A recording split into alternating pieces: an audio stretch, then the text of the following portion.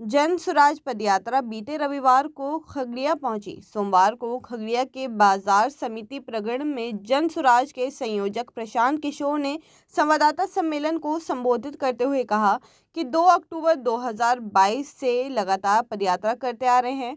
करीब बिहार के आधे विधानसभा क्षेत्र की यात्रा कर चुके हैं। अभी भी पूरे बिहार की यात्रा करने में 1 से 1.5 वर्ष लगेंगे, जिसके बाद पार्टी का गठन कर समाज के प्रबुद्ध लोगों की पार्टी बनाई जाएगी। उन्होंने कहा कि आज बिहार में जो गरीबी, पिछड़ापन, बदहाली है, उसका मूल कारण यहाँ के लोगों की राजनीतिक बंधुआ मजदूरी है। उन्होंने कहा, हम मूल मुद्दा को मुद्दा नहीं मानकर जाति और पंथ के आधार पर वोट करते हैं। बिहार का जो मूल मुद्दा है वो राजनीति के केंद्र में नहीं आ रहा है। प्रशांत किशोर ने कहा कि हमें जाति पंथ से ऊपर उठकर रोजगार, शिक्षा, स्वास्थ्य व अपने बच्चों के भविष्य के लिए मतदान करना होगा। इस मुद्दे को मूल मुद्दा बनाना होगा।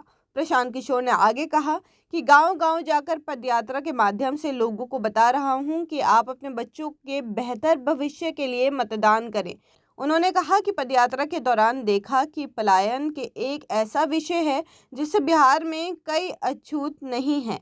जो बाढ़ग्रस्त इलाका है, वहाँ के 60 से 70% युवा रोजी रोजगार को लेकर गांव छोड़कर बाहर जा चुके हैं। जहां बाढ़ की स्थिति नहीं है, वहां भी 50% युवा गांव से बाहर कमाने के लिए रहते हैं।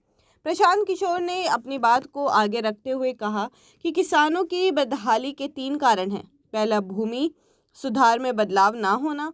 उन्होंने कहा कि बिहार में कभी भूमि सुधार को लेकर कोई प्रयास नहीं किया गया है।